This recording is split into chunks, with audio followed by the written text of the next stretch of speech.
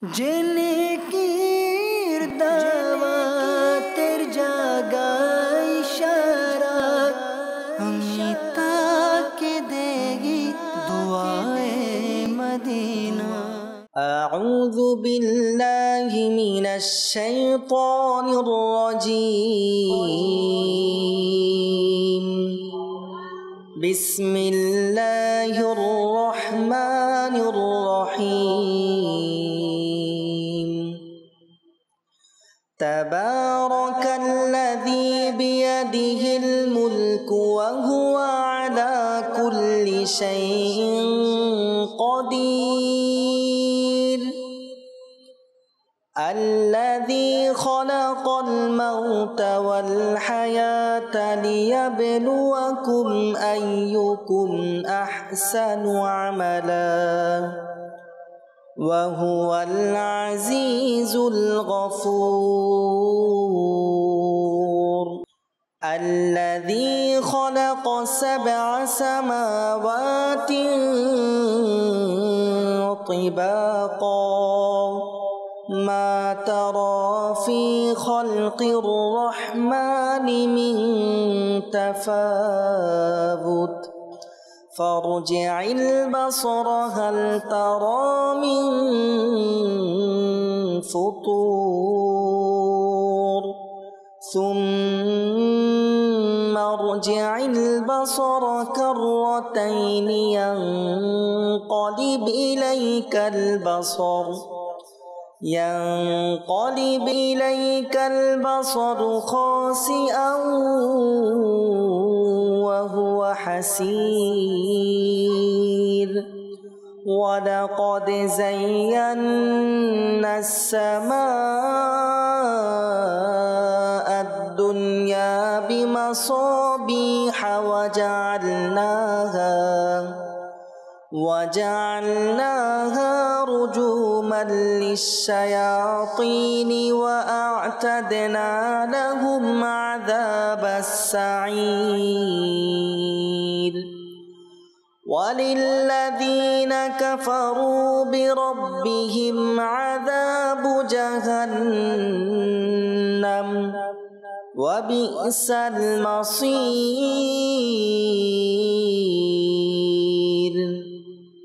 إذا ألقوا فيها سمعوا لها شهيقا وهي تفور تكاد تميز من الغيظ كلما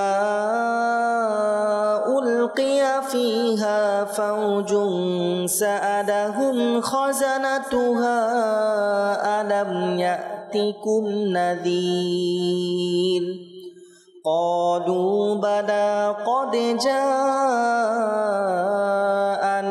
نذير فكذبنا وقلنا ما نزل الله من شيء إن أنتم إلا في ضلال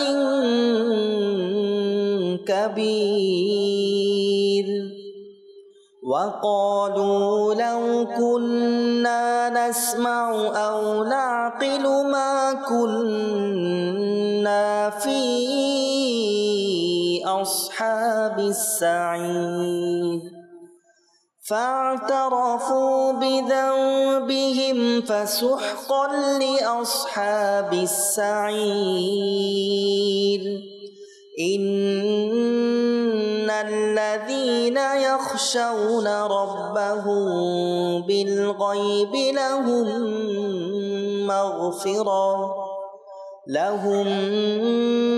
مغفرة وأجر كبير. وأسروا قولكم أو اجهروا به إنه عليم بذات الصدور. ألا يعلم من خلق وهو اللطيف الخبير هو الذي جعل لكم الأرض ذلولا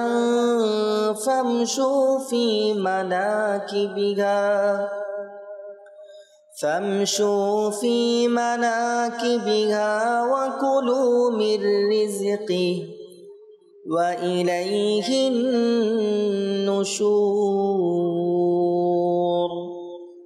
أأمنتم من في السماء أن يخسف بكم الأرض فإذا هي تمور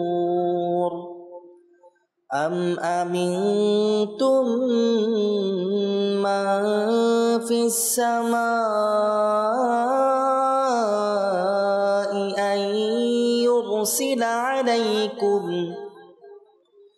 أن يرسل عليكم حاصبا فستعلمون كيف نذير ولقد كذب الذين من قبلهم فكيف كان نكير أولم يروا إلى الطير فوقهم صافات ويقبضن ما يمسكهن إلا الرحمن إنه بكل شيء بصير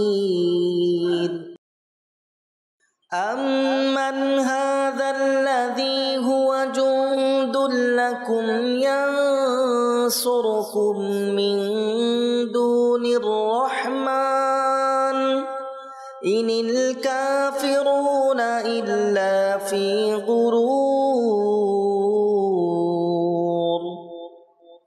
أمن هذا الذي يرزقكم إن أمسك رزقه بل لجوا في عتو ونفور أفمن يمشي مكبا على وجهه أهدى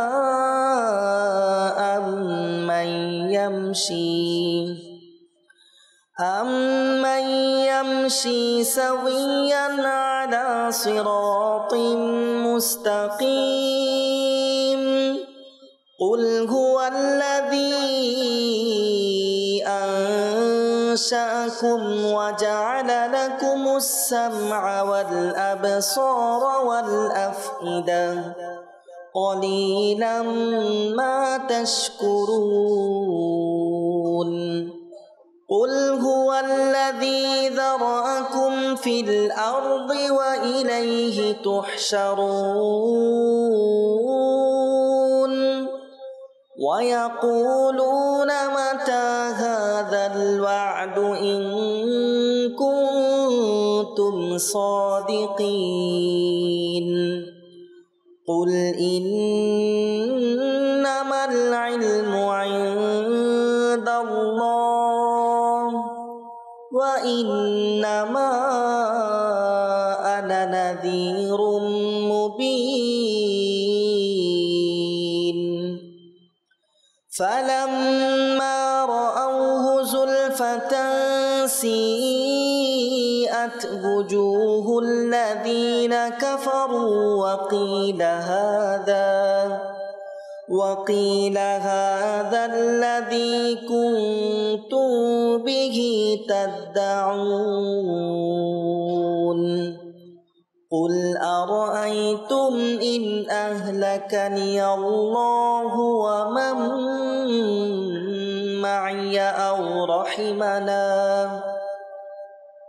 ومن معي أو رحمنا فمن يجير الكافرين من عذاب أليم قل هو الرحمن آمنا به وعليه توكلنا فستعلمون من هو في ضلال مبين قل أرأيتم إن أصبح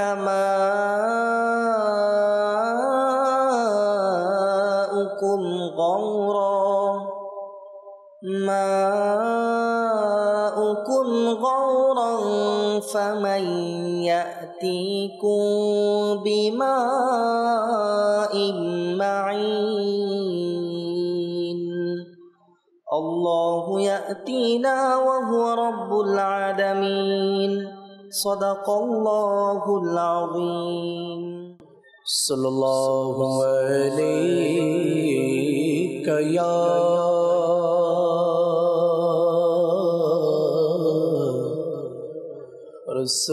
رسول الله وسلم عليك يا حبيب الله صلى الله عليك يا رسول الله وسلم عليك يا حبيب الله جہاں ذکر حبیب ہوتا ہے وہاں رحمتوں کا نزول ہوتا ہے صلی اللہ علیہ یا رسول اللہ وسلم علیک یا حبیب اللہ وسلم علیک یا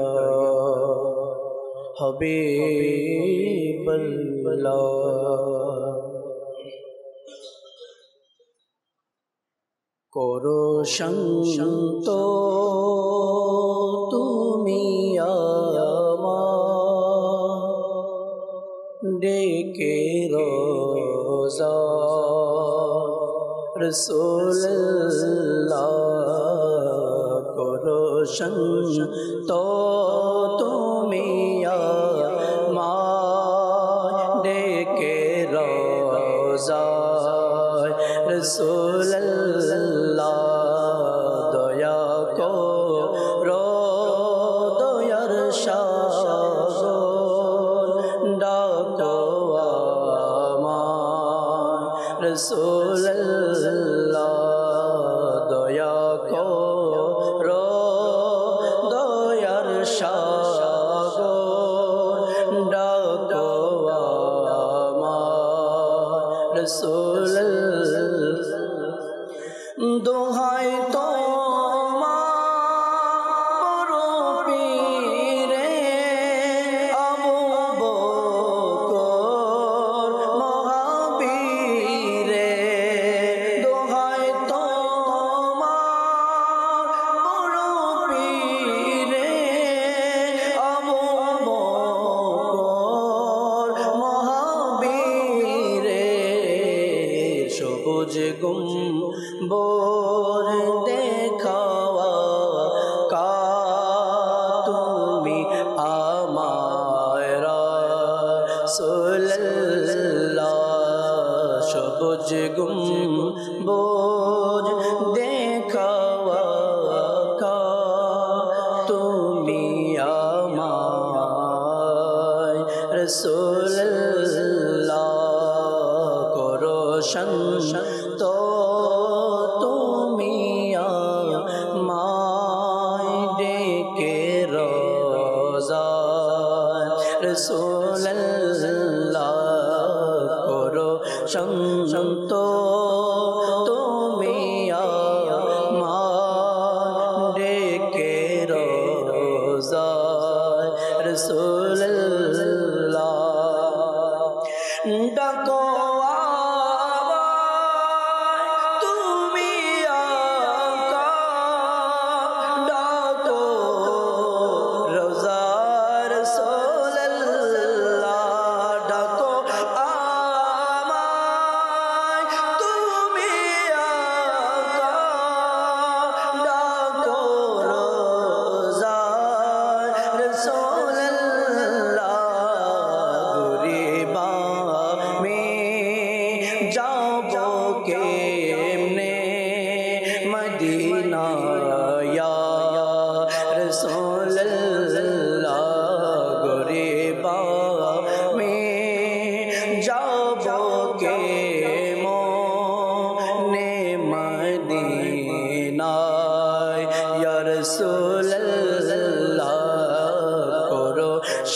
শান্ত তুমি আমায় ডেকে রোজা রাসূলুল্লাহ দয়া করো দয়ার সাগর ডাকো আমায় রাসূলুল্লাহ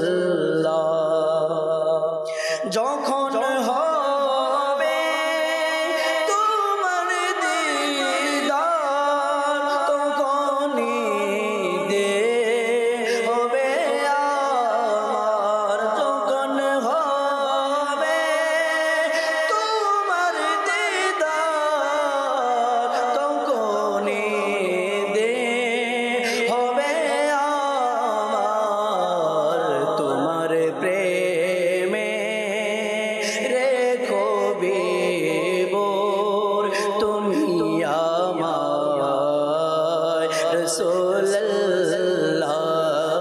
তোমার প্রেমে রাখো বিভোর তুমি আমায় রাসূলুল্লাহ করো শান্ত তুমি আমায় ডেকে রোজা রাসূলুল্লাহ দয়া করো দয়ার সাগর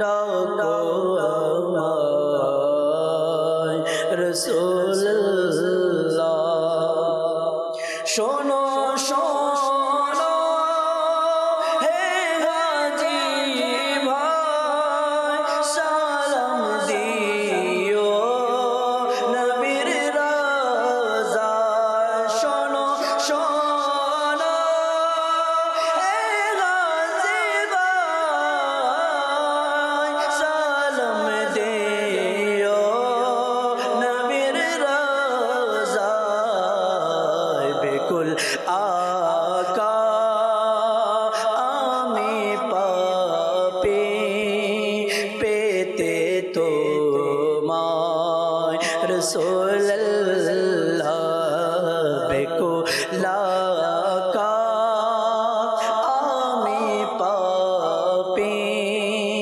পেতে তোমায় রাসূলুল্লাহ করো শান্ত তুমি আমায় ডেকে রোজা রাসূলুল্লাহ করো শান্ত তুমি আমায় ডেকে রোজা রাসূলুল্লাহ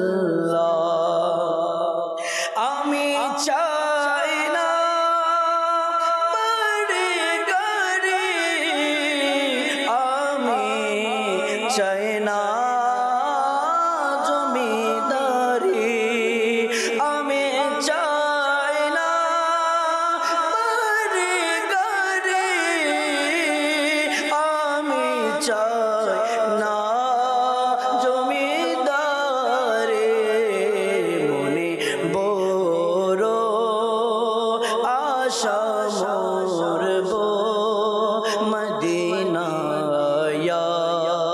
রাসূলুল্লাহ মনে বড়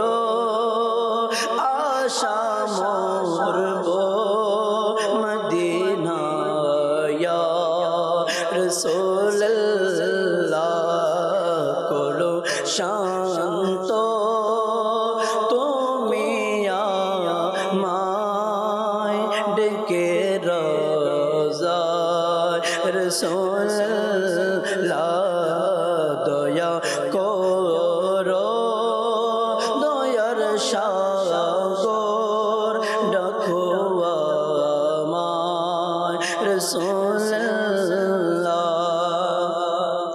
যখন যাব মদিনাতে করো দয়া তুমি মোরে যখন যাব মদিনাতে করো দয়া তুমি মোরে তোমার দেদার দিও আকা তুমি আমায় রাসূলুল্লাহ তোমার দেদার দিও আকা তুমি আমায় রাসূলুল্লাহ করো শান্ত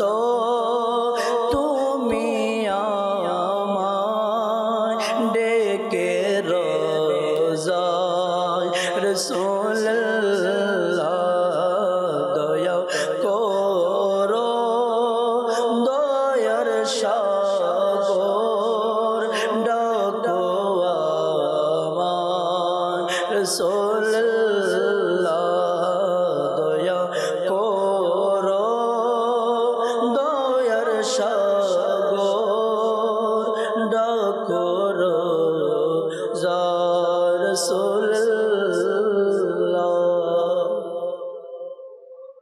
الحمد لله رب العالمين والصلاة والسلام على سيد الأنبياء والمرسلين أما بعد فأعوذ بالله من الشيطان الرجيم بسم الله الرحمن الرحيم الصلاة والسلام عليك يا رسول الله وعلى آلك وصحابك يا حبيب الله الصلاة والسلام عليك يا نبي الله وعلى آلك وأصحابك يا نور الله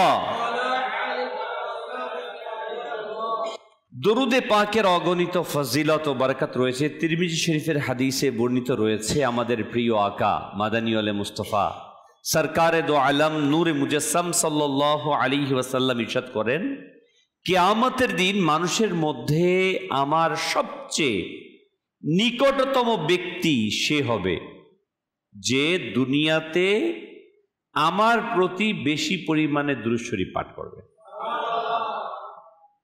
উম্মতি তো অনেকেই অগণিত, কিন্তু সরকার ইসলামের কাছে সে যেতে পারবে যে বেশি পরিমাণে দুরূদ শরীফ পাঠ করবে। এখন আপনার আমার ইচ্ছা, আমি কতটুকু কাছে যেতে চাই, যতটুকু ইচ্ছা আমরা ততটুকু করি।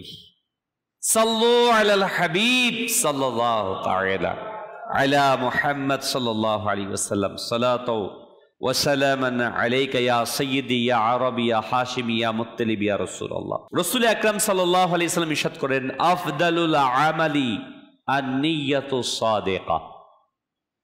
সত্য নিয়ত সবচেয়ে উত্তম আমল।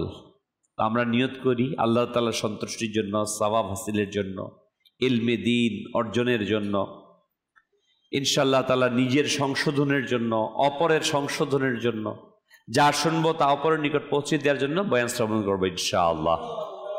উবাই বিন খালফ, যে মক্কাতুল মুকাররমার প্রসিদ্ধ ও অনেক বড় অমুসলিম ছিল, একদিন সে কোনো মৃত মানুষের একেবারে পচে গলে যাওয়া পুরনো হাড় নিল।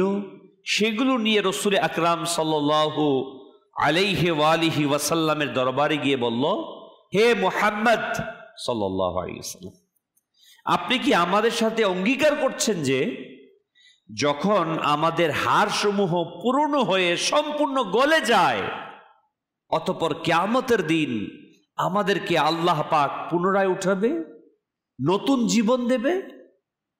এটা বলে উবাই বিন খালফ হাতে নিয়ে সেই হাড়গুলো তার হাতের সাহায্যে গুড়ে সেগুলোকে বাতাসের মধ্যে উড়িয়ে দিল। এরপর বলল, হে মুহাম্মদ সাল্লাল্লাহু আলাইহি ওয়াসাল্লাম, কে আছে যে এগুলোকে পুনরায় জীবিত করবে? এর উত্তরে রসুল আকরাম নূরে মুজাসসাম সাল্লাল্লাহু আলাইহি ওয়াসাল্লাম ইরশাদ করলেন, হ্যাঁ, তিনি হলেন অনেক শক্তিশালী আল্লাহ তাবারক ওয়া তাআলা, যিনি তোমাদেরকে মৃত্যু দান করবেন, এরপর মারা যাওয়ার পর জীবিত করবেন এবং তোমাদেরকে জাহান্নামে নিক্ষেপ করবেন। তখন পারা 23 এর সূরা ইয়াসিনের এই আয়াতে কারিমা অবতীর্ণ হলো। আর আমার জন্য উপমা রচনা করে এবং নিজের সৃষ্টির কথা ভুলে গেছে। বলল, এমন কে আছে যে অস্থিগুলোতে প্রাণ সঞ্চার করবে যখন সেগুলো একেবারে পচে গলে যায়? আপনি বলুন, সেগুলো তিনি জীবিত করবেন যিনি প্রথমবারেই তাদেরকে সৃষ্টি করেছেন, এবং তারই নিকট প্রত্যেক সৃষ্টির জ্ঞান রয়েছে। এই আয়াতের সারাংশ হলো যে কেমন বোকা ওই লোক যারা আমার জন্য উদাহরণ বর্ণনা করে, যে নিজের সৃষ্টিকে ভুলে বসে আমাকে উদাহরণ দেয়। তারা নিজেদেরকে দেখে না যে শুরুতে তারা শুধুমাত্র এক বিন্দু পানি ছিল, ফোঁটা ছিল, যেটা গলে যাওয়া হাড়ের চেয়েও তুচ্ছ ছিল। হায়, আল্লাহ পাক তার ক্ষমতা বলে তার মাঝে প্রাণ সঞ্চার করলেন।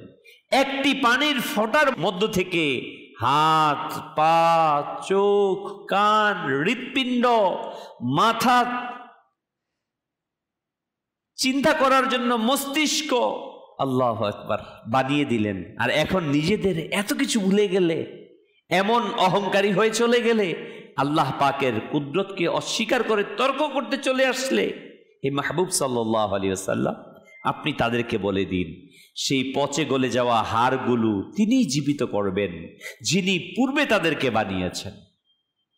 সেই খোদা মাত্র এক ফোঁটা পানিকে মাংস, চবরি ও হাড় রূপান্তরিত করতে পারেন। তিনি নিশ্চয়ই আল্লাহ পাক প্রতিটি সৃষ্টির ব্যাপারে খুব ভালোভাবে অবগত আছেন। সুবহানাল্লাহ। প্রিয় ইসলামী ভাইয়েরা, কিয়ামত খুব নিকটবর্তী, তা অবশ্যই আসবে। মৃত্যুর পর উঠানো হবে আমাদের প্রত্যেককে, আমরা সকলেই উঠব, নিশ্চিত উঠানো হবে। এটা সেই মহান প্রতিপালকের প্রতিজ্ঞা, যিনি সমস্ত সত্যবাদীদের চাইতেও সবচেয়ে বড় সত্যবাদী, যার পক্ষে মিথ্যা বলার শোভা পায় না। এবং এটি সেই প্রতিপালকের ওয়াদা, যিনি এই দুনিয়া সৃষ্টি করেছেন, তিনি একদিন একে ধ্বংস করে দিবেন, অতঃপর ইন্তেকালের পর পুনরায় আমাদেরকে উঠাবেন। আমাদের আমলের হিসাব হবে, সেদিন নেকির জন্য জান্নাত দান করা হবে। কিন্তু গুনাহগার যদি আল্লাহ পাকের রহমত থেকে বঞ্চিত হয়, তবে জাহান্নাম হবে তার ঠিকানা। আমাদের প্রিয় আকা মাদানী আলে মুস্তফা সাল্লাল্লাহু তাআলা আলাইহি ওয়া আলিহি ওয়াসাল্লাম কিয়ামত সংগঠিত হওয়ার পুরো দৃশ্য বর্ণনা করেছেন, যেমনটি হাদিসে পাকের মাঝে রয়েছে। যেমন হযরতে ইসরাফিল আলা নবিয়িনা ওয়া আলাইহিস সালাতু ওয়াস সালাম তার মুখে সিংহা নিয়ে দাঁড়াবেন। যখন আল্লাহ পাক তাকে নির্দেশ দিবেন, তিনি সিংহায় ফুঁক দিবেন, তা একটি ভয়ানক চিৎকারের আওয়াজ হবে। সেই আওয়াজে ভূমিকম্প সৃষ্টি হবে। তারকা রাজিগুলো খসে পড়বে, চাঁদ সূর্য একটি আরেকটির সাথে সংঘর্ষে ভেঙে পড়বে। সমুদ্রের মাঝখানে একটি নৌকা তুফানের কবলে পড়ে যেমনই ভাবে কম্পিত হতে থাকে, তেমনি ভাবে পৃথিবী কেঁপে উঠবে। তখনই কিয়ামত সংগঠিত হবে, সকল মৃত্যুর ধাপ অতিক্রম করবে। এরপর ফেরেশতাদের মৃত্যু আসবে, সমস্ত ফেরেশতারা মৃত্যুর স্বাদ গ্রহণ করবে। সকলের উপর মৃত্যু অব্যাহত থাকবে। অতঃপর আল্লাহ পাক ইরশাদ করবেন, যেমনটি আল্লাহ তাআলা চাইবেন সকলের উপর অব্যাহত থাকবে। অতঃপর যতক্ষণ চাইবেন তেমন অবস্থায় থাকবে। অতঃপর আল্লাহ তাআলা ইরশাদ করবেন, আরশ বহনকারীদের ফেরেশতাদেরকে বলবেন জীবিত হয়ে যাও, বাস তারা জীবিত হয়ে যাবে। এরপর হুকুম হবে জিব্রাইল ও মিকাইল জীবিত হয়ে যাও, তারা জীবিত হবে। এখন আল্লাহ পাক হযরত ইসরাফিল আলাইহিস সালামকে আদেশ করবেন, মরার পর উঠানোর জন্য সিংহায় ফুঁক দাও। হযরত ইসরাফিল আলাইহিস সালাম তৃতীয়বার সিংহার ফুঁক দিবেন। বাস সেই সিংহায় ফুঁক দেওয়ার সাথে সাথেই সমস্ত রূহসমূহ বের হয়ে যাবে। আল্লাহ তাবারক ওয়া তাআলা ইরশাদ করবেন, আমার সম্মান ও মুহূর্তের শপথ, সমস্ত রূহ আপন দেহ থেকে চলে যাও। অতএব সমস্ত রূহ আপন শরীর থেকে চলে যাবে। এবার মাটি খুলে যাবে আর তোমরা সকলে আল্লাহ পাকের দরবারে উপস্থিত হবে। হে আশেকানে রসুল, কিয়ামত অত্যন্ত সন্নিকটে, কিয়ামত অবশ্যই হবে। আল্লাহ পাকের কুদরতের একটা দৃশ্য হবে যে হাজারো বছরের পুরনো মৃত্যুরাও পুনরায় উঠে দাঁড়িয়ে যাবেন। আল্লাহু আকবার। প্রিয় ইসলামী ভাইরা, আমরা মুসলমান, আমরা আল্লাহ পাকের কুদরতকে মানি, এটা বিশ্বাস রাখি, কিয়ামত সংগঠিত হবে, এটা আমরা মানি, এটা আমাদের ইয়াকিন আছে। একটু একটু সেই দৃশ্যটি কল্পনা করুন। সেই সময়টা যখন এই আসমান গুছিয়ে নেওয়া হবে, মাটিটা তামার হবে, সূর্যটা নিকটতর চলে আসবে, যখন নাফখাতুল বাস অর্থাৎ দ্বিতীয়বার উঠানোর জন্য সিংহায় ফুঁক দেয়া হবে, কবর কিভাবে খুলে যাবে। কোটি কোটি মৃত মানুষ যাদের হাড় পর্যন্ত পচে গেছে, আল্লাহ পাকের কুদরতে পুনরায় তারা সবাই উঠে দাঁড়িয়ে যাবে। আমাদেরকে পুনরায় উঠতে হবে। শুনুন, মনে রাখবেন, এই উঠানোটা হবে এমন না যেমনটা আমরা দুনিয়াতে এসেছি, যে দুনিয়াতে আমরা সবাই আসছি একইভাবে। সে পৃথিবীতে এসে অনেক বড় জ্ঞানী হোক কিংবা মূর্খ, সে অনেক ধর্নাঢ্য হোক কিংবা দরিদ্র, বাদশাহ কিংবা গোলাম, সবাই একইভাবে আসছে পৃথিবীতে, বস্ত্রহীন, নরম নরম হাত, নরম নরম পা, একইভাবে পৃথিবীতে আসছে। কিন্তু প্রিয় ইসলামী ভাইরা, কিয়ামতের জন্য উঠানো যে হবে, মনে রাখবেন, একভাবে উঠানো হবে না। সেই উঠানোটা আমল অনুযায়ী হবে। আমরা এই দুনিয়াতে যেমনই ভাবে আমল করব, ঠিক সেইভাবে সেই আকৃতি ধারণ করে ভীত সন্ত্রস্ত অবস্থায়, প্রকম্পিত অবস্থায়, শাস্তিরত অবস্থায়, আবার অত্যন্ত সুন্দর সুশ্রী উত্তম হালতে, আবার কেউ কুৎসিত আকৃতিতে লজ্জিত অপদস্থতার সাথে কাঁদতে কাঁদতে, আবার কেউ আনন্দ উদযাপন করতে করতে কিয়ামতের দিন আল্লাহ তাআলা দরবারে উঠবে।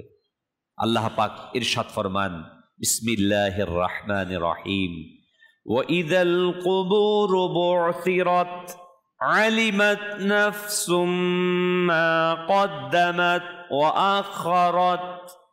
আর যখন কবরগুলোকে উন্মোচিত করা হবে, তখন প্রত্যেক আত্মা অবগত হবে সে সম্পর্কে যা সে পূর্বে প্রেরণ করেছে এবং পশ্চাতে পিছনে রেখে গেছে।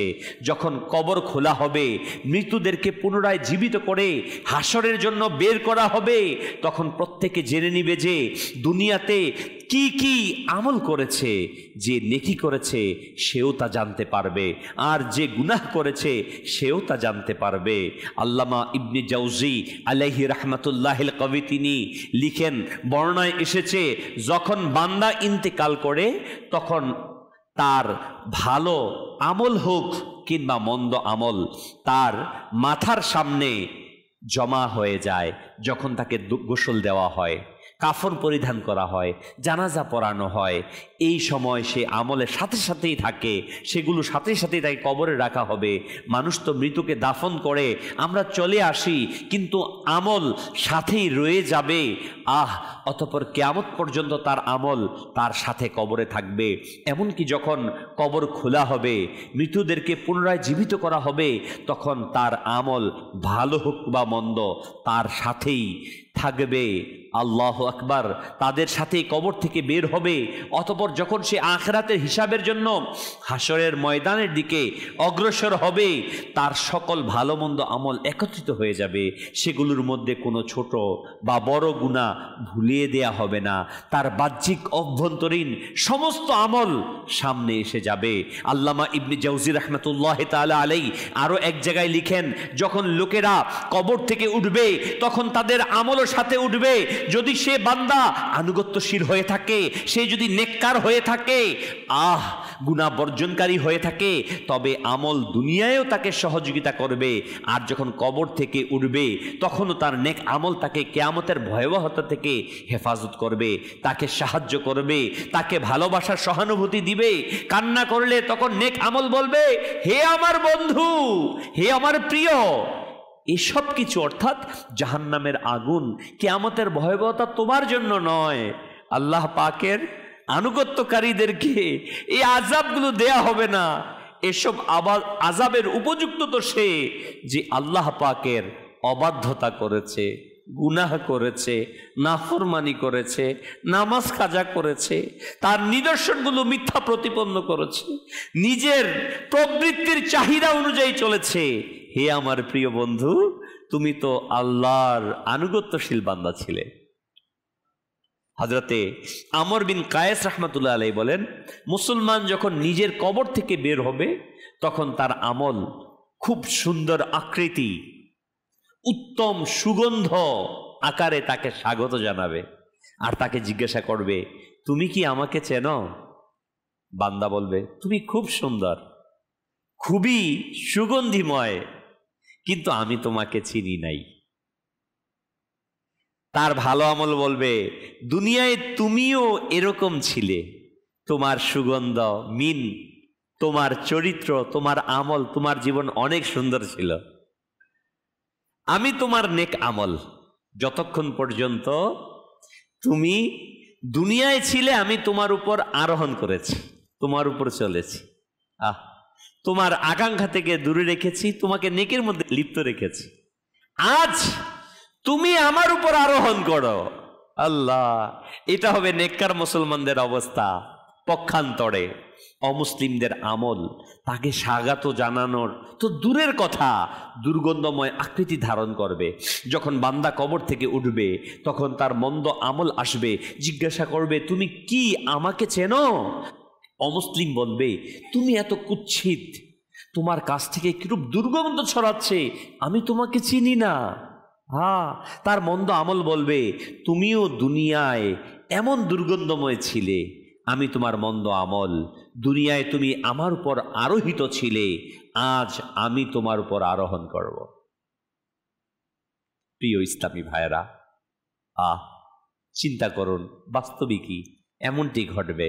ফয়সালা করার, ডিসিশন নেয়ার, কাজ করার দায়িত্ব আমার এবং আপনার। আমি চাই কিয়ামতের দিন নেক আমলের উপর আরোহণ করব, না বদকারের বোঝা আমার উপর পড়ে যাক, এটা চাইব। যদি আমি চাই আমি সেদিন মুক্তি পাই, প্রিয় ইসলামী ভাইরা, কিতাবের মধ্যে আসছে আমাদের হায়াত তো 60 বছর, 70 বছর, 80 বছর। কিয়ামতের ময়দান হবে 50,000 বছর।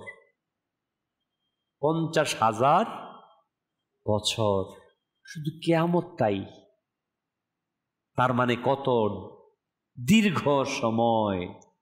আর জান্নাত তো রয়েছে বেগাইর হিসাব, তার কোনো সমাপ্ত নেই, শেষ নেই। অতএব আসুন না এই সময়টাকে কাজে লাগাই।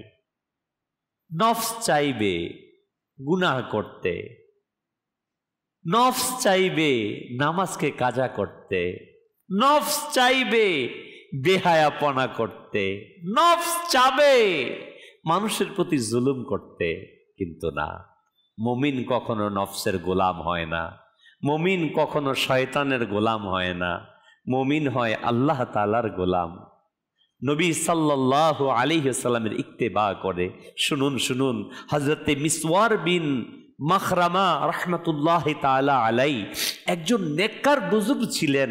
একদিন তার সামনে কেউ এই আয়াতে কারিমা তেলাওয়াত করছিল, যেদিন খোদা ভীরুদেরকে পরম দয়াময়ের প্রতি নিয়ে যাব মেহমান বানিয়ে, এবং অপরাধীদেরকে জাহান্নামের দিকে খেদিয়ে নিয়ে যাব পিপাসার্ত অবস্থায়। এই আয়াত দ্বয়ের মধ্যে বলা হয়েছে, যে ব্যক্তি খোদা ভীরু, ধার্মিক, গুনাহ থেকে দূরে অবস্থানকারী, নেক আমল সম্পাদনকারী, যখন লোকেরা কবর থেকে উঠবে তখন মেহমান বানিয়ে আল্লাহ পাকের দরবারে ওই নেক বান্দাদেরকে উপস্থিত করানো হবে। কিন্তু যে অপরাধী হবে, গুনার বাজার উত্তপ্তকারী হবে, তাকে জাহান্নামের দিকে নিয়ে যাওয়া হবে।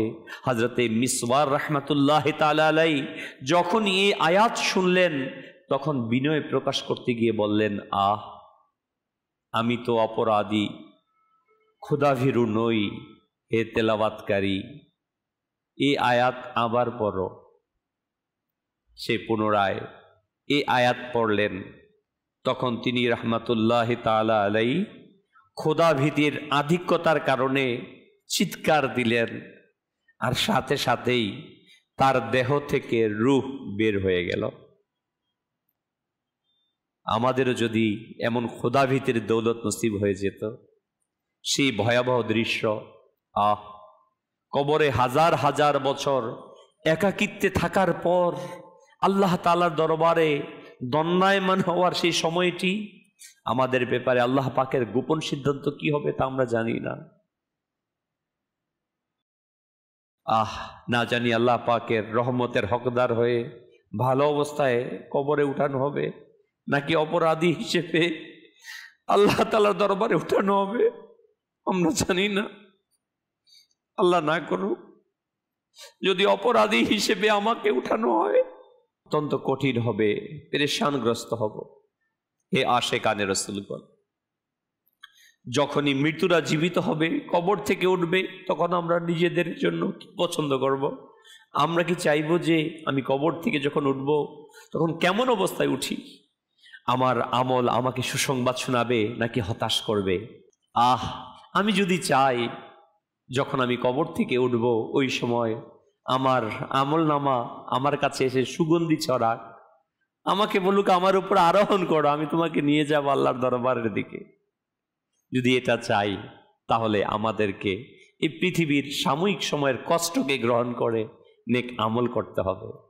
ফজরের সময় ঘুমিয়ে না থেকে নামাজকে আদায় করতে হবে, মানুষের হক আদায় করতে হবে, কুদৃষ্টি থেকে নিজেকে বাঁচাতে হবে। আর যদি এটা চাই যে না, বাস চলতে থাকো, দেখা যাবে কি হবে কি হবে, আর জাহান্নামের মধ্যে জ্বলতে থাকবো, আল্লাহ তাআলার আযাব থেকে রক্ষা করার কেউ থাকবে না, এখনই সময়। আল্লাহ তাআলা কুরআন মাজিদে তো বলে দিয়েছেন, আল্লাযী খালাকাল মাউতা ওয়াল হায়াতা লিয়াবলুয়াকুম আইয়ুকুম আহসানু আমালা। তোমাদের এই হায়াত মৌতকে আল্লাহ তাআলা সৃষ্টি করেছেন পরীক্ষা করার জন্য যে তোমাদের কার আমল উত্তম। আল্লাহ তাবারক ওয়া তাআলা আমাদেরকে অবকাশ দিয়েছেন। আসুন প্রিয় ইসলামী ভাইরা, আমরা নিজেদেরকে নেক আমল এর মাঝে নিজেদেরকে অতিবাহিত করি। একবার সাহাবী রাসূল হযরতে মুআয বিন জাবাল রাদিয়াল্লাহু তাআলা আনহু রাসূল আকরাম সাল্লাল্লাহু আলাইহি ওয়াসাল্লামকে আরজ করলেন, ইয়া রাসূলুল্লাহ সাল্লাল্লাহু আলাইহি ওয়াসাল্লাম, কুরআনুল কারীমে ইরশাদ করা হয়েছে কিয়ামতের দিন মানুষদেরকে দলে দলে উঠানো হবে, এর ভাবার্থ কি?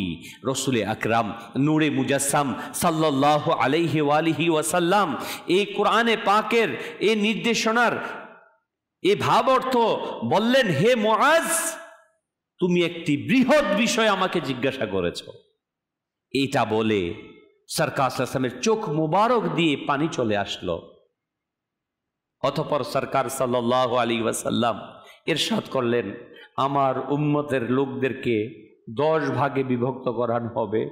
আল্লাহ পাক যাদেরকে মুসলমানদের দল থেকে আলাদা করে দিবে, যাদের আকৃতি পরিবর্তন করে দেয়া হবে, তাদের মধ্যে কেউ বানরের আকৃতিতে, কিছু মানুষ শূকরের আকৃতিতে, কাউকে উল্টো করে দেয়া হবে, তাদের পা উপরে মাথা নিচে রাখা হবে, চেহারার উপর ভর করে হাঁটতে থাকবে, কাউকে অন্ধ করে উঠানো হবে, তারা পেরেশানির শিকার হবে, কাউকে বোবা বধির করে উঠানো হবে, তারা কিছু বুঝতে পারবে না, কেউ তাদের জিহ্বা চিবিয়ে খাবে,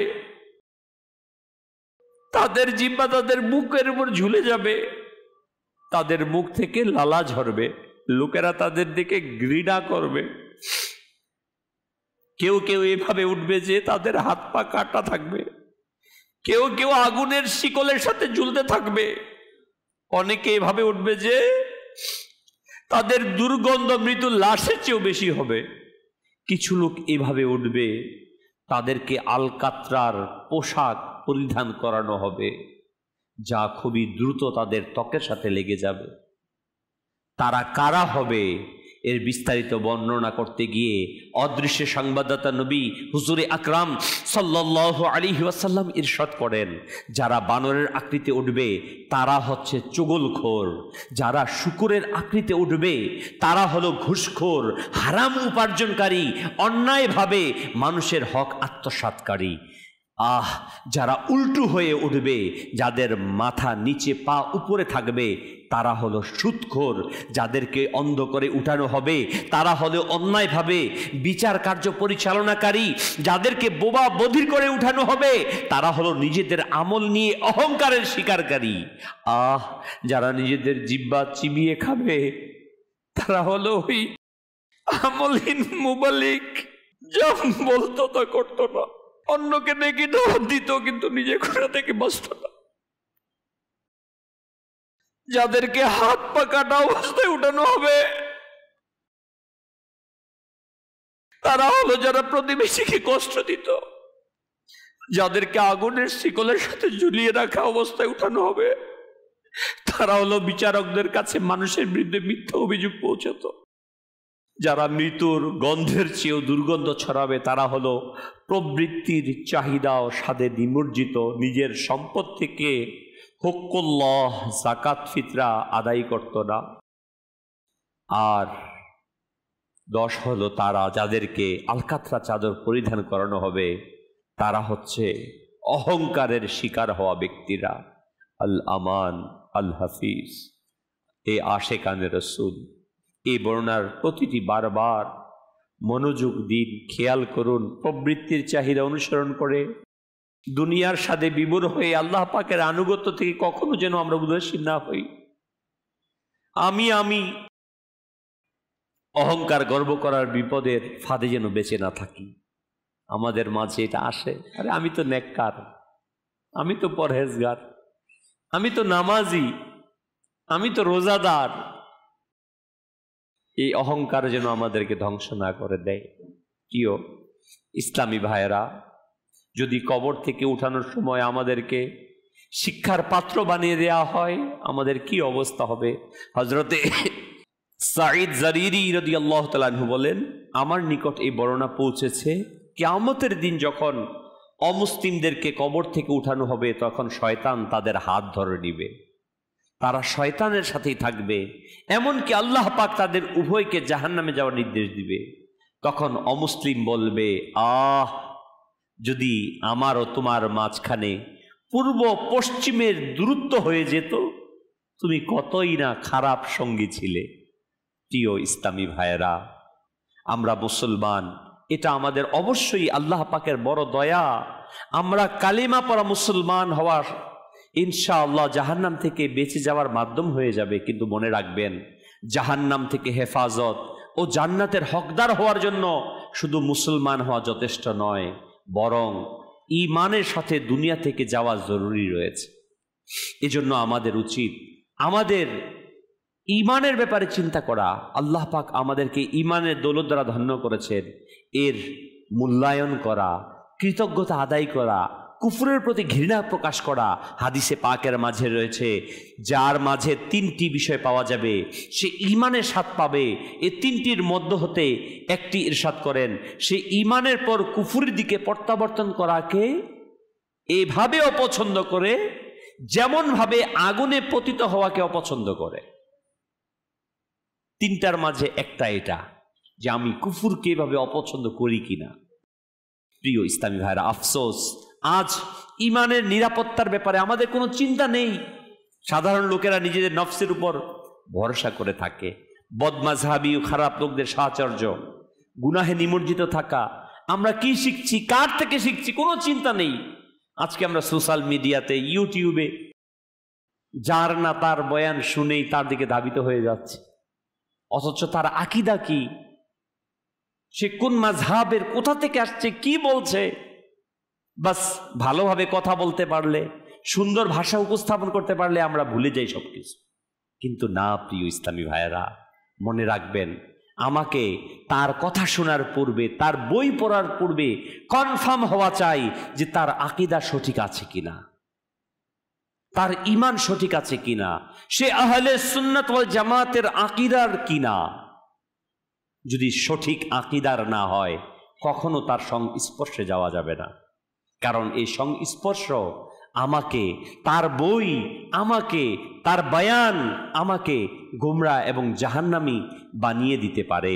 হে আশেকানে রসুল, আল্লাহ পাক আমাদের ঈমানের দৌলত দান করেছে, আমাদের উচিত থেকে মূল্যায়ন করা, এর নিরাপত্তা রক্ষা আমাদের দায়িত্ব। এজন্য আমাদের উচিত আল্লাহ পাকের গোপন সিদ্ধান্তের ব্যাপারে সর্বক্ষণ ভয় করতে থাকা, প্রতিটি মুহূর্ত ঈমানের ব্যাপারে চিন্তা করা। কেননা যে ব্যক্তি ঈমান হেফাজতের চিন্তা করে না, সম্ভাবনা আছে ওই ব্যক্তির ঈমানকে ছিনিয়ে নিয়ে যাবে। এই জন্য আমাদের ঈমান হেফাজতের চেষ্টা কন্টিনিউ করা উচিত। দাওয়াতে ইসলামীর মাদানী মহলের মধ্যে সম্পৃক্ত থাকা, মাদানী মহলের মধ্যে সম্পৃক্ত থেকে কন্টিনিউ ইবাদতের দিকে অগ্রসর হওয়া। প্রিয় ইসলামী ভাইয়েরা, কে কোন অবস্থায় কবর থেকে উঠবে শুনুন। হাদিসে পাকে রয়েছে, অদৃশ্যের ব্যাপারে অবগত নবী রাসূল আকরাম সাল্লাল্লাহু আলাইহি ওয়াসাল্লাম ইরশাদ করেন, কিয়ামতের দিন এক জাতিকে কবর থেকে উঠানো হবে যে তাদের মুখ থেকে আগুন বের হবে। জিজ্ঞাসা করা হলো, ইয়া রাসূলুল্লাহ সাল্লাল্লাহু আলাইহি ওয়াসাল্লাম, তারা কারা? ইরশাদ করলেন, ওই সব লোক যারা অন্যায়ভাবে এতিমের সম্পদকে ভক্ষণ করে। আল্লাহ। প্রিয় ইসলামী ভাইয়ের, এতিমের সম্পদ অন্যায়ভাবে ভক্ষণ করার কয়েকটি দিক হতে পারে। যেমন কোনো ব্যক্তির ইন্তেকাল হলো, তার উত্তরাধিকারীদের মধ্যে এতিম শিশু রয়েছে। এখন উত্তরাধিকারীদের বন্টনের পূর্বে সেই মৃত ব্যক্তি রেখে যাওয়া সম্পদ দ্বারা 4 দিনের ফাতেহা, 40 দিনের ফাতেহা, চেলাম, খতম ইত্যাদি দেওয়া, এটা দেওয়া যাবে না। এতিমের সম্পদ থেকে এই খরচ করা এটা যাবে না, বরং তার সম্পদকে হেফাজত করতে হবে। তার সম্পদ উত্তরাধিকারী যতটুকু হকদার রয়েছে, আজকে দেখা যায় যদি দুর্বল হয়ে থাকে, ইয়েতিম থাকে, তার উত্তরাধিকারী সম্পদকে বিভিন্ন বাহানা দিয়ে ডান বাম করে কম করে দেওয়া হয়, না দেওয়ার চেষ্টা করা হয়। মনে রাখবেন, কিয়ামতের দিন ওই ব্যক্তিদের এই অবস্থা হবে। তাদের মুখ থেকে আগুন বের হতে থাকবে যারা ইয়েতিমের সম্পদকে ভক্ষণ করেছে। আল্লাহ তাআলা আমাদের হেফাজত করুক। হে আশেকানে রসুল, যখন কবর খোলা হবে, মৃতদেরকে জীবিত করা হবে, তখন গুনাহগাররা খুবই ভয়ানক কষ্টদায়ক অবস্থায় উঠবেন। অনুরূপভাবে যারা নেককার লোক হবে, এই দুনিয়ার জীবন নেকির মাধ্যমে কাটিয়েছে, দুনিয়ায় ভালোবাসা, ধন সম্পদের লোভ, আরাম আয়েশ, অহেতুক কার্য থেকে বিরত থেকে নিজের জীবনকে আল্লাহ পাকের সন্তুষ্টি কাজের মধ্যে অতিবাহিত করেছে, তাদের পদ্ধতিটা ভিন্ন হবে, তাদের অবস্থা ঈর্ষণীয় হবে।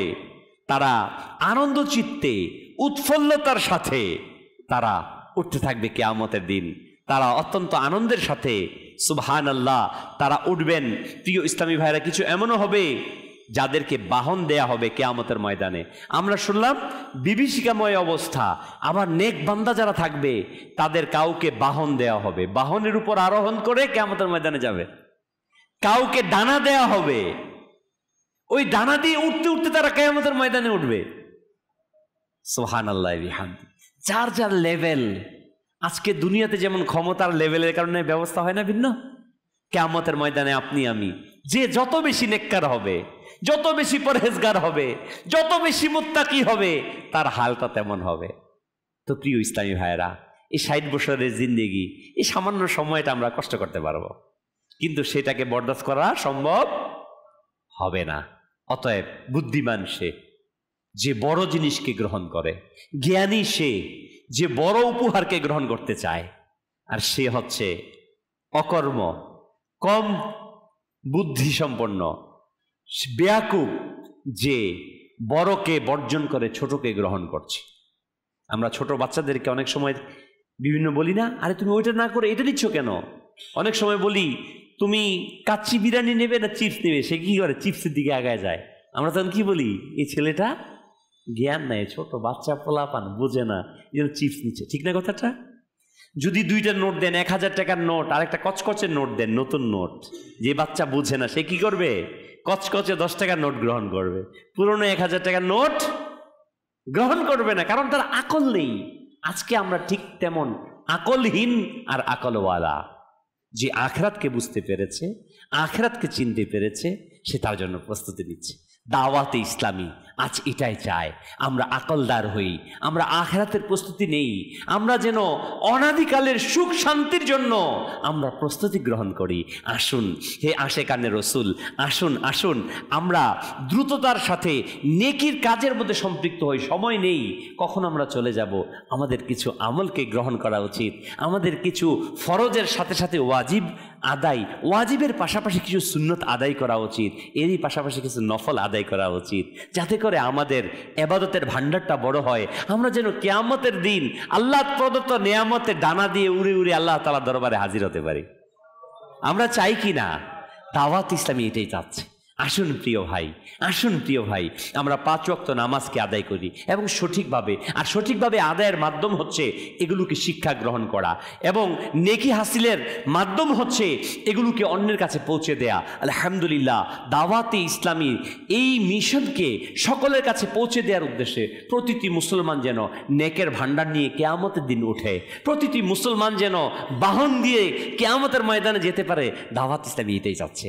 আর এই জন্য দাওয়াত ইসলামী আপনাদেরকে প্রতিনিয়ত এই যে দাওয়াত সাপ্তাহিক ইজতেমাতে আপনারা আসছেন, এখানে এসে নেকি হাসিল করছেন, এটা দাওয়াত ইসলামী চায় আপনি দাওয়াত ইসলামে সম্পৃক্ত হয়ে নেকি হাসিল করেন। তো আলহামদুলিল্লাহ, দাওয়াত ইসলামী সমস্ত মুসলমানদেরকে যেন নেকের পথে নিয়ে আসতে পারে, এই উদ্দেশ্য নিয়ে আগামী আসছে 19, 20, 21শে ডিসেম্বর 3 দিনের সুন্নত ভরা ইজতেমা অনুষ্ঠিত হচ্ছে। আলহামদুলিল্লাহ, আলহামদুলিল্লাহ। প্রিয় ইসলামী ভাইরা, যেখানে আশেকানে রসুলগণ এসে, মুসলমান এসে নিজেদেরকে নেককার বানাবে, গুনাহ থেকে তওবা করবে, কেঁদে কেঁদে আল্লাহ তাআলার কাছে তওবা করবে, গুনাহ থেকে ফিরে এসে নেকের পথে চলতে থাকবে, এটা আমরা চাই কিনা?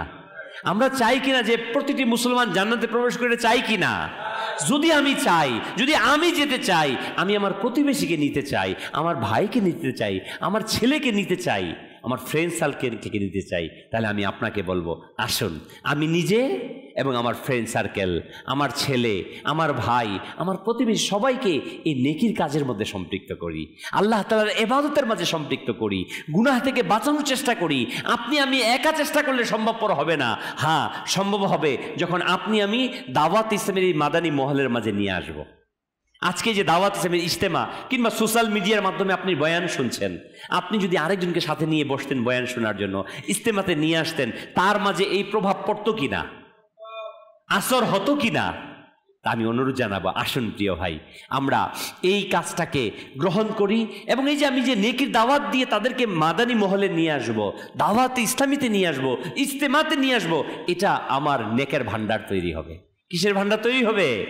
নেকের ভান্ডার। তো আমরা নিয়ত করি যে ইনশাআল্লাহ তাআলা আমরা দাওয়াত ইসলামের সাথে সম্পৃক্ত হব ইনশাআল্লাহ। পাশাপাশি আসছে 19, 20, 21 ডিসেম্বর। কত? 19, 20, 21শে ডিসেম্বর, বৃহস্পতি, শুক্র, শনি, 3 দিনের দাওয়াত ইসলামীর যেই এয়ারপোর্ট সংলগ্ন আশিয়ান সিটিতে আল্লাহ তাআলার দয়ায় যদি হয় লাখো আশিকে রাসূল চলে আসবে ইনশাআল্লাহ। তা আমরা আসবো তো ইনশাআল্লাহ? আমরা নিয়ত করি ভরপুরভাবে এখন থেকে দাওয়াত দেই যে ইনশাআল্লাহ তাআলা 19, 20, 21শে ডিসেম্বর বৃহস্পতি, শুক্র এবং শনি 3 দিনের ইজতেমাতে সবাইকে আনবো। তাহাজ্জুদের নামাজ হবে, ইশরাক চাষতের নামাজ হবে, বয়ান হবে, তেলাওয়াত হবে, ইলমে দ্বীন শিখানো হবে, নাতে রাসূল হবে। আলহামদুলিল্লাহ, জান্নাতের নিয়ামতের কথা বর্ণনা করা হবে, জাহান্নাম থেকে বাঁচার উপায় বর্ণনা করা হবে। আর মুসলমান আমরা সেটা শুনে শুনে ইনশাআল্লাহ তাআলা নেকির দিকে হাঁটবো। আল্লাহ সুবহানাহু ওয়া তাআলা আমাদের সবাইকে সেই তৌফিক দান করুক। সাল্লু আলাল হাবিব সাল্লাল্লাহু তাআলা আলা মুহাম্মদ। হযরত আনাস বিন মালিক রাদিয়াল্লাহু তাআলা আনহু বলেন, যখন কিয়ামত সংঘটিত হবে তখন রোজাদারের শান এটা হবে যে কবর থেকে বের হবে যে তার মুখ থেকে মুশকের ন্যায় অত্যন্ত খুশবু সুগন্ধ বের হবে। তাদেরকে এই সুগন্ধি যারা চিনতে পারবে, অতঃপর যখন তারা হাসরের ময়দানে পৌঁছে যাবে তখন তাদের জন্য দস্তরখানা বিছিয়ে দেয়া হবে, সেখানে খাবার দেয়া হবে, তাদেরকে হুকুম দেওয়া হবে খাও, কেননা তোমরা তখন ক্ষুধার্ত থাকতে যখন মানুষ পেট ভরে আহার করত। পান করো, কেননা তোমরা তখন পিপাসার্ত থাকতে যখন মানুষ পানি দ্বারা পিপাসা নিবারণ করত। বাস এখন সেই সৌভাগ্যবানরা খাবে, পান করবে, আরাম করবে যখন লোকেরা ক্ষুধার্ত পিপাসার্ত অবস্থায় হিসাব নিকাশ নিয়ে ব্যস্ত থাকবে। প্রিয় ইসলামী ভাইয়েরা, রোজাদারদের কত নিয়ামত হবে না কিয়ামতের দিন। সবাই যখন ইয়া নফসি ইয়া নফসি করবে, আর ওই হালতে যারা রোজাদার, যারা নেককার, তারা খাবার খেতে থাকবে ঠিকই, তারা খাবার খাবে, তারা পান করবে। দেখেন আমরা বর্তমানে পৃথিবীতে দেখি কিছু কিছু গুলিস্তানের জাম, প্রচন্ড জাম, পেরোডু গাড়ির ভিতরে খাচ্ছে, পান করতেছে আরামসে, শীতে কাঁথাও গায়ে গায়ে দিয়ে দেয়, কম্বল, আর পাশেই রিক্সা ড্রাইভার, মাথা থেকে ঘাম ঝরতেছে। দুনিয়াতে হাল দেখি কি না? দুনিয়ার মালের কারণে যদি এই হাল হয়, তাহলে নেকির কারণেও সেই হাল হবে কিয়ামতের ময়দানে, আর সেটা হবে অত্যন্ত দীর্ঘ। অতএব আসুন আমরা নিজেদেরকে প্রস্তুত করি, নিজেদেরকে নেক আমল দ্বারা পূর্ণ করি। আল্লাহ সুবহানাহু ওয়া তাআলা আমাদের সবাইকে সেই তৌফিক দান করুন। সাল্লু আলাল হাবিব সাল্লাল্লাহু তাআলা আলা মুহাম্মদ সাল্লাল্লাহু আলাইহি ওয়াসাল্লাম। সালাতু ওয়া সালামান আলাইকা ইয়া সাইয়্যিদি ইয়া আরবি ইয়া হাশিমি ইয়া মুত্তালিব ইয়া রাসূলুল্লাহ। প্রিয় ইসলামী ভাইরা, আসুন শাইখে তরিকাত আমির আহলে সুন্নাত দামাত বারাকাতুল আলিয়া এর মৃত্যু ব্যক্তির অসহায়ত্ব বই থেকে জানাজার আহকাম সম্পর্কে কিছু বাণী শ্রবণ করি। রাসূল আকরাম সাল্লাল্লাহু আলাইহি সাল্লামের হাদিসে কারিমা শ্রবণ করি। যখন কোনো জান্নাতি ব্যক্তি ইন্তেকাল করে তখন আল্লাহ পাক লজ্জাবোধ করে যে ওই সব লোকদেরকে আযাব দিতে যারা তার জানাজায় খাটিয়ার সাথে হাঁটে আর এর পেছনে পেছনে চলে এবং যারা তার জানাজার নামাজ আদায় করে।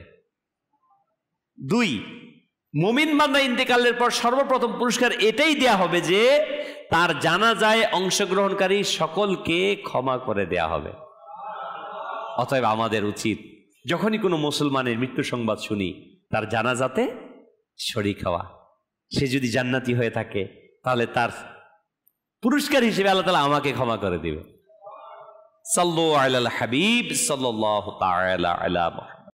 প্রিয় ইসলামী ভাইরা, ইনশাআল্লাহ আজ্জা ওয়া জাল আসুন আমরা দাওয়াত ইসলামীর সাপ্তাহিক ইজতেমাতে পঠিত যে দোয়া এবং দুরূদ শরীফ তা পাঠ করে নেই।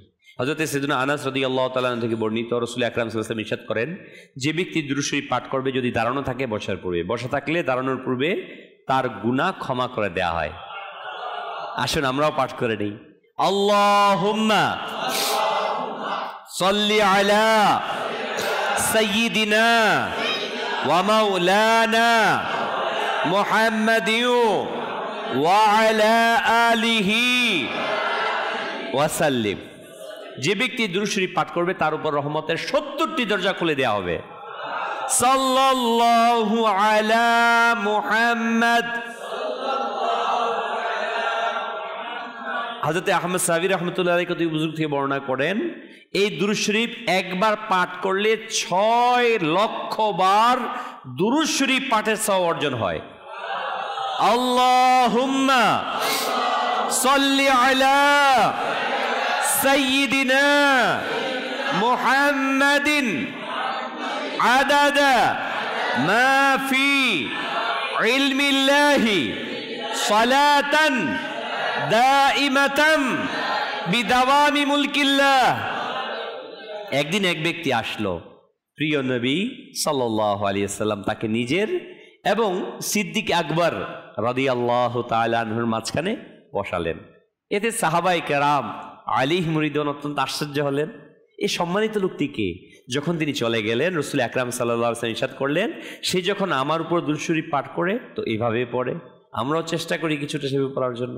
আল্লাহুম্মা সাল্লি আলা মুহাম্মাদিন কামা তুহিব্বু ওয়া তারদা লাহ।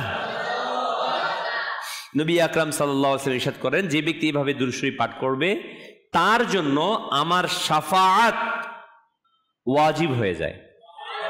আল্লাহুম্মা সাল্লি আলা মুহাম্মাদিন ওয়া আনজিলহু মাকআদাল মুকাররাবা ইনদাকা ইয়াউমাল কিয়ামাহ। হযরত সাইয়েদনা ইবনে আব্বাস রাদিয়াল্লাহু তাআলা আনহুমা থেকে বর্ণিত, রাসূল আকরাম সাল্লাল্লাহু আলাইহি ওয়াসাল্লাম ইরশাদ করেন, এই দোয়া পাঠকারীর জন্য 70 জন ফেরেশতা 1000 দিন পর্যন্ত নেকি লিখতে থাকেন। জাযাল্লাহু আন্না মুহাম্মাদান মা হুয়া আহলু। প্রিয় নবী সাল্লাল্লাহু আলাইহি ওয়াসাল্লাম ইরশাদ করেন, যে ব্যক্তি এই দোয়া 3 বার পড়ে নেয় সে যেন সবে কদর পেয়ে যায়। আসুন আমরাও পড়ে নেই, লা ইলাহা ইল্লাল্লাহু আল হালিমুল কারীম সুবহানাল্লাহি রাব্বিস সামাওয়াতি আস-সাব'i ওয়া রাব্বিল আরশিল আযীম। লা ইলাহা ইল্লাল্লাহু আল হালিমুল কারীম সুবহানাল্লাহি রাব্বিস সামাওয়াতি আস-সাব'i ওয়া রাব্বিল আরশিল আযীম। লা ইলাহা ইল্লাল্লাহু আল হালিমুল কারীম সুবহানাল্লাহি রাব্বিস সামাওয়াতি আস-সাব'i ওয়া রাব্বিল আরশিল আযীম। সাল্লু আলাল হাবিব সাল্লাল্লাহু তাআলা আলা মুহাম্মদ।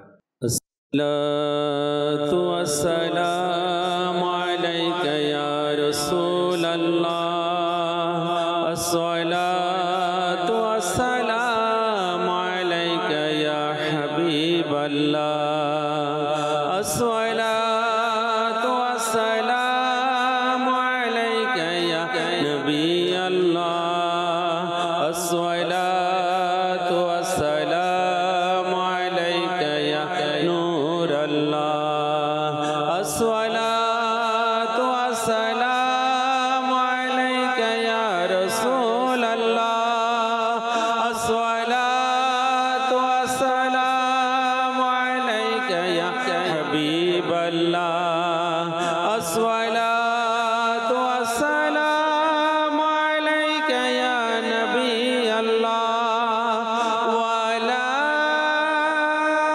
آلك وصحابك يا نور الله.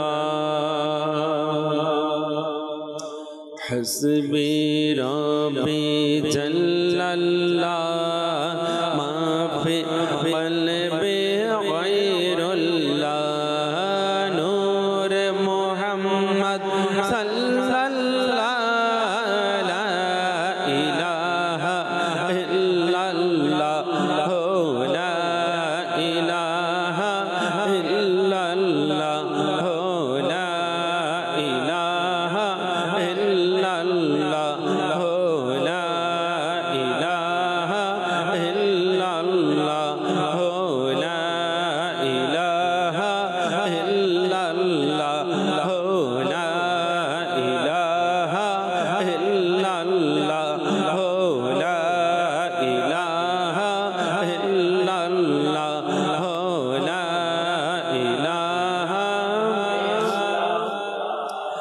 لا إله إلا الله محمد رسول الله صلى الله تعالى عليه وسلم.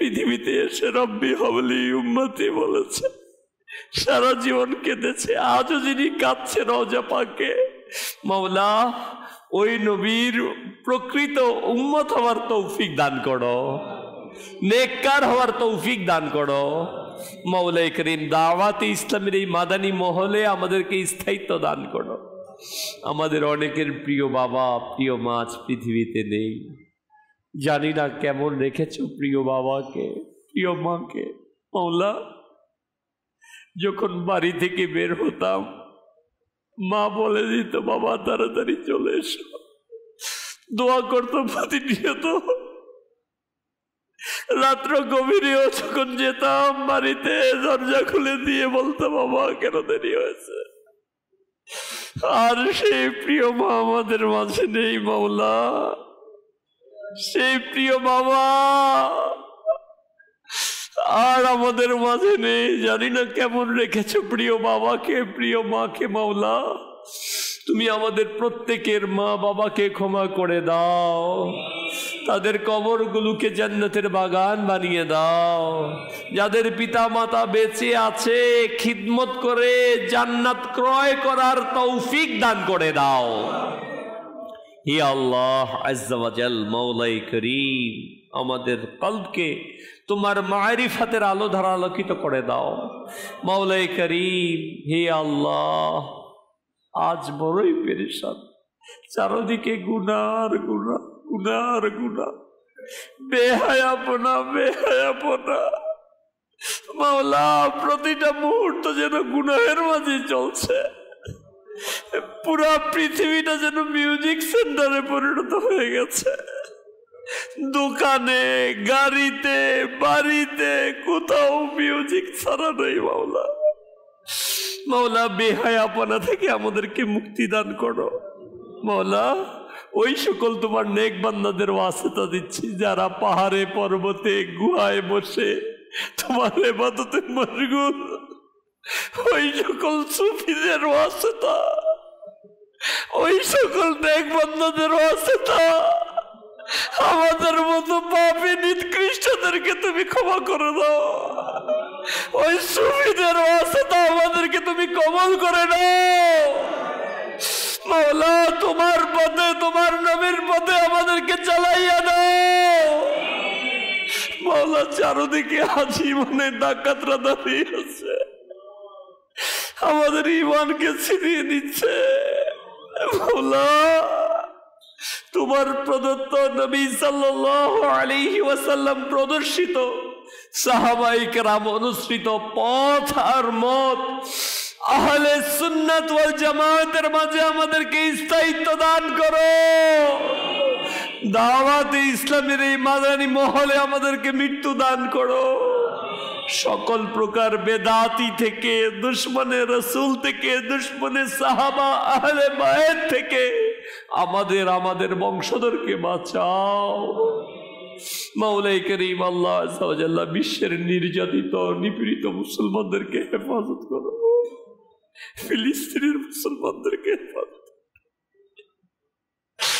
মাওলা আমাদের সন্তানদেরকে কিভাবে মারা হচ্ছে মাওলা, দিনের পর দিন না খেয়ে কত ইন্তেকাল করছে মাওলা। মাওলা আমাদের সন্তানদেরকে তুমি হেফাজত করো, আমাদেরকে দিনের উপর স্থায়িত্ব দান করো। সারা পৃথিবীর মুবাল্লিগাগণ যে যেখানে খেদমত করছে সবাইকে তুমি হেফাজত করো। ইয়া আল্লাহ শেখ তরিকত আমির আহলে সুন্নাত সহ সকল উলামায়ে আহলে সুন্নাত মাশায়েখ আহলে সুন্নাতকে মাওলা সুদীর্ঘ নেক হায়াত দান করো। আমাদের আপন আপন পীর ও মুর্শিদ যারা বেঁচে আছে তাদেরকে সুদীর্ঘ নেক হায়াত দাও। যারা পর্দা করেছে মাওলা তাদের দরজাকে বুলন্দ করে দাও। ইয়া আল্লাহ আসছে 19, 20, 21 ডিসেম্বর দাওয়াতে ইসলামীর 3 দিনের সুন্নত ভরা ইজতেমা মাওলা ঢাকাতে হতে যাচ্ছে। হে আল্লাহ এই ইজতেমাতে যেন লক্ষ লক্ষ আশিকে রাসূল শরীক হতে পারে, তুমি তার ব্যবস্থা করে দাও। হে আল্লাহ আজ্জা ওয়া জাল মাওলাই করিম যারা হাত তুলেছে যার যার পেরেশানি সকল পেরেশানিকে দূর করে দাও। হে আল্লাহ, এক ভাই তার মায়ের জন্য দোয়া চেয়েছে, ইন্তেকাল করেছে। আর এক বোন তার পরীক্ষার সফলতার জন্য দোয়া চেয়েছে। এমন ভাই বোন যে যেখান থেকে দোয়া চেয়েছে, হাত তুলেছে, সকলের প্রত্যেকটি জায়েজ দোয়াকে কবুল করে নাও। আমাদের প্রিয় মাতৃভূমি বাংলাদেশের প্রতি খাস রহমত নাজিল করো। অভ্যন্তরীণ আন্তর্জাতিক ষড়যন্ত্র থেকে আমাদের দেশকে হেফাজত করো। বিশ্বের বুকে আমাদের দেশকে মাওলার শক্তিশালী রাষ্ট্র হিসেবে সুপ্রতিষ্ঠিত করো। ইন্নাল্লাহা ওয়া মালাইকাতাহু ইউসাল্লুনা আলান নবী ইয়া আইয়ুহাল্লাযীনা আমানু সাল্লু আলাইহি ওয়া সাল্লিমু তাসলিমা সাল্লাল্লাহু তাআলা আলা মুহাম্মদ সাল্লাল্লাহু আলাইহি ওয়াসাল্লাম বিহাক্ক লা ইলাহা ইল্লাল্লাহু মুহাম্মাদুর রাসূলুল্লাহ। সালাম আলাইকা ইয়া রাসূল, সালাম আলাইকা ইয়া হাবিব, সালাম আলাইকা সালাওয়াতুল্লাহ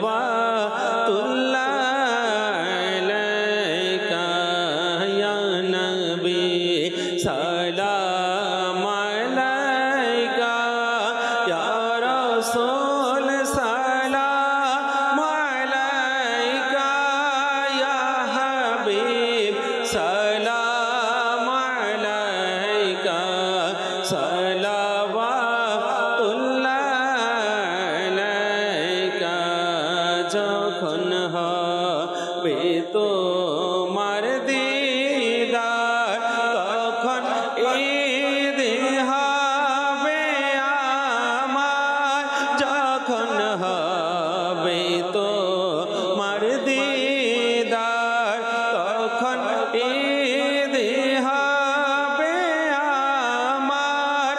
আমার স্বপ্নে আসনা মদনী মদিনে वाले या नबी, सलाम अलैका या रसूल, सलाम अलैका या हबीब, सलाम सलावातुल्लाह আলাইকা। মা বাবা যাদের কবরে রাখিয়েন মায়া নজরে, মা বাবা যাদের কবরে রাখিয়েন মায়া নজরে, সুপারিশ করিয়েন হাসরে মদনী মদিনে वाले या नबी, सलाम अलैका या रसूल, सलाम अलैका या हबीब, सलाम अलैका सलावातुल्लाह।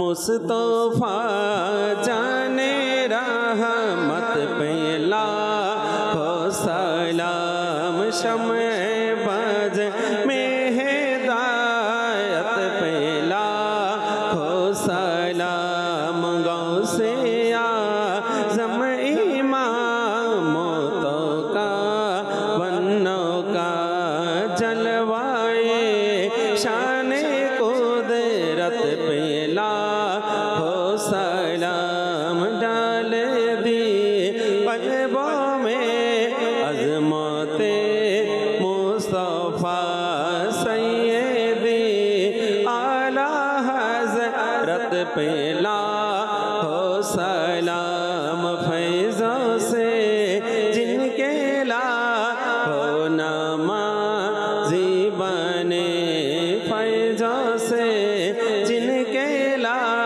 हो इमाम में सजे, उस अमीर अहले सुन्नत